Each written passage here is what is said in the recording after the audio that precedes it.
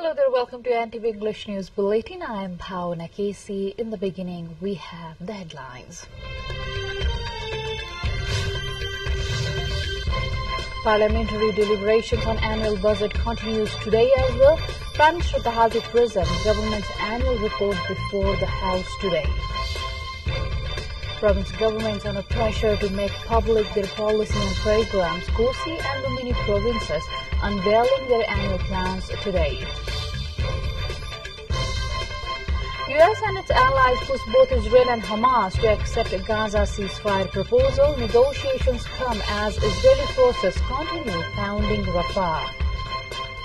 And Namibia beat Oman in first super over of the ICC Men's T20 World Cup since 2012. David Wiese stars in Namibia's win.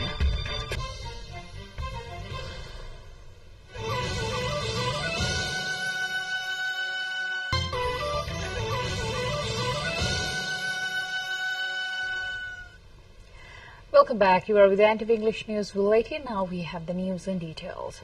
The Legislative Parliament will continue deliberations on the budget for the upcoming fiscal year today as well. Finance Minister Barsaman Pun had on May the 28th presented the annual estimates of revenue and expenditure for the fiscal year 2081-82 at the Federal Parliament. At the meeting, Chairperson of the State Management and Good Governance Committee, Ramhari Khatioda, presented committee's report on Constitutional Council, Works, Duties and Jurisdiction, First Amendment Bill 2081.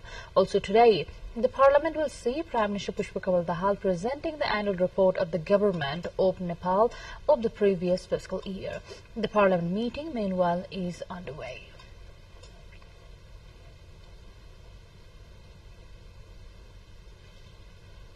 The policies and programs of Lumini province for the upcoming fiscal year 2081-82 is to be unveiled today. According to Lumini Province Assembly's Secretary Durla Kumar Poon, Province Chief Amik Sherchan is scheduled to present the annual policies and programs of the province government.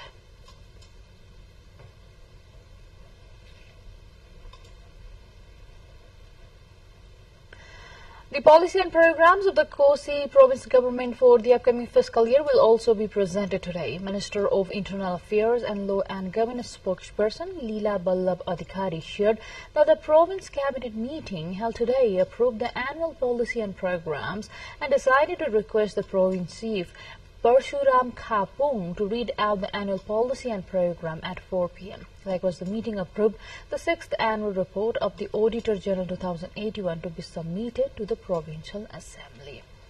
With this update, the time to go for a short break, but still to come we have.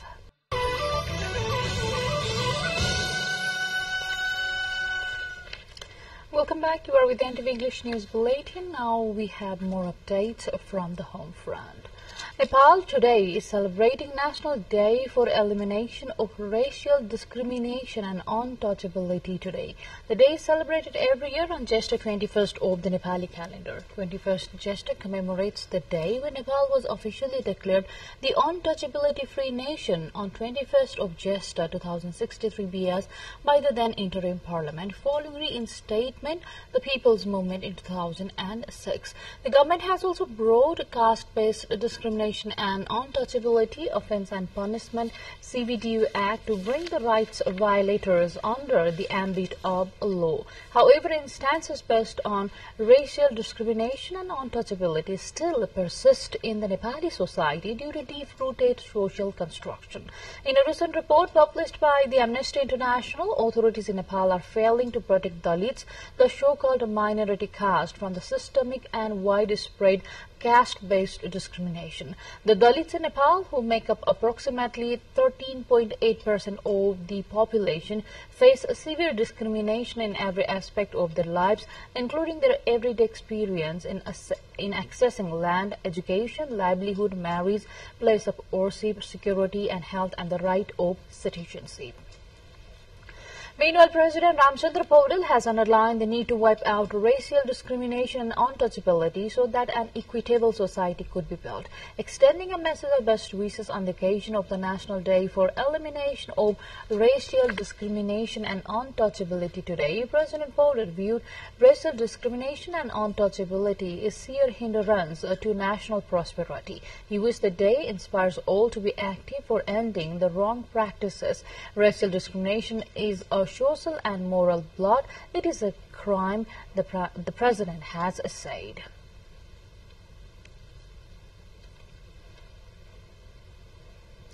Likewise, Prime Minister Pushpa Kamal Dahal has appealed to one and all to effectively implement the laws and policies to eliminate racial discrimination and untouchability. The head of the government reminded that the state has a policy of positive discrimination. Even a scheme to form a Dalit Development Authority was launched in the government policies and programs.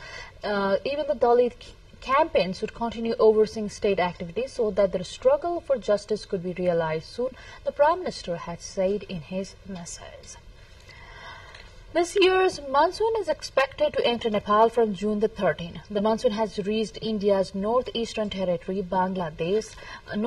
The monsoon has reached India's northeastern territory, Bangladesh, Bhutan, and reached Sikkim in India, according to the Weather Forecast Division under the Department of Hydrology and Meteorology.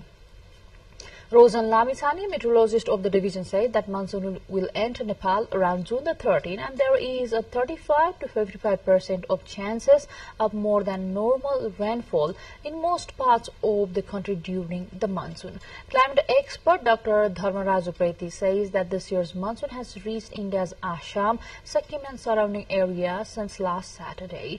Hence, it can be estimated that the monsoon will enter Kosi region a week earlier than the scheduled date. Since the monsoon year has become more active, it can be assumed that the monsoon will be active in the next 3 to 5 days in Kosi province. The Kathmandu Metropolitan City KMC had advised citizens to take precautionary measures against dengue fever infection.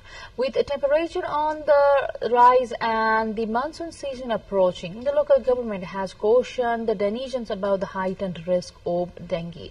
According to advisory, the escalation of mosquito larvae is expected to increase with the onset of rainfall, further amplifying the risk of infection. Sajina Maharjan, the acting chief of the Kathmandu Metropolis Health Department, said though there have been no reported cases of dengue in the city so far, the local government is concerned regarding its potential outbreak during the rainy season. Maharjan added regular cleaning is being carried out at the ward level to mitigate the risk. With this update, time to go for a short break again, but still to come we have.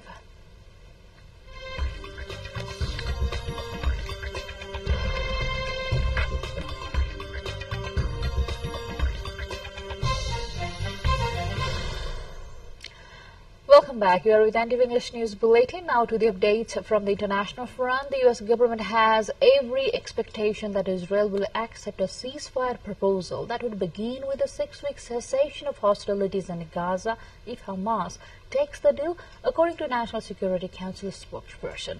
The 3-part plan unveiled by President Joe Biden last week would also be a surge of humanitarian aid as well as an exchange of some hostages for Palestinian prisoners before a permanent end to the war. The proposal, however, has met with vocal opposition from members of Israel's government. The negotiations come as fighting continues in Rafah, which came under intense Israeli airstrikes over the weekend. According to the UNRWA, the UN Agency for Palestinian Refugees, all 36 of its shelters in Rafah area are empty after residents were forced to flee. Another 1.7 million people are estimated to be displaced in Khan Yunis and parts of central Gaza due to the ongoing war. Now to India, where the country showed nearly 25,000 cases of suspected heat stroke and 56 people lost their lives after several heat wave days across the country from March to May, local media reported, citing the government data. May has been a particularly bad month for the reason, with the temperature in capital Delhi and nearby state of Rajasthan touching 50 degrees Celsius. In a contrast, parts of eastern India have been reeling under the impact of cyclone Remal. Heavy rain in the northeastern state of Assam has killed 14 people since Tuesday. A confluence of factors has led to a very hot summer in South Asia. A trend scientists say has been worsened by human-driven climate change in the north and Odisha in the east on Friday. Claudia Sheinbaum is set to become Mexico's first woman president in an historic win, exit polls suggest. The 61-year-old former mayor of Mexico City is projected to win 56% of the vote in Sunday's election, convincingly beating her main rival business person, Xochitl Galvez. Preliminary results also give her a wide lead. If the exit polls are confirmed, Sheinbaum will replace her mentor, outgoing President Andres Manuel Lopez Obrador, on 1st of October. More updates line up on the other side, but before that, let's have the highlights first.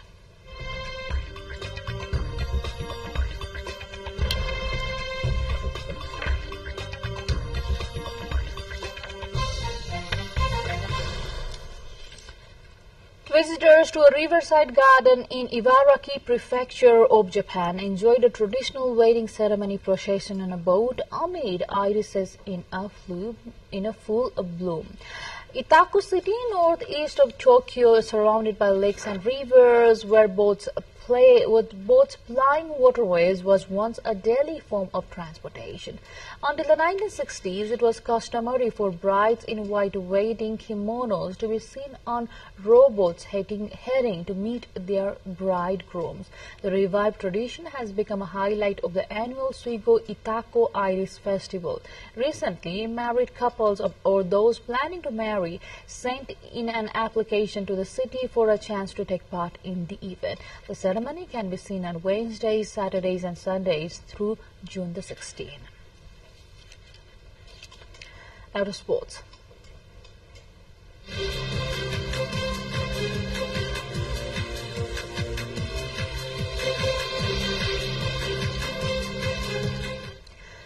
Namibia beat Oman in the first super over of the T20 World Cup since 2012 to begin their campaign on a winning note in Barbados. Batting first, Oman were bowled out for 109 in 19.4 overs at the Kensington Oval.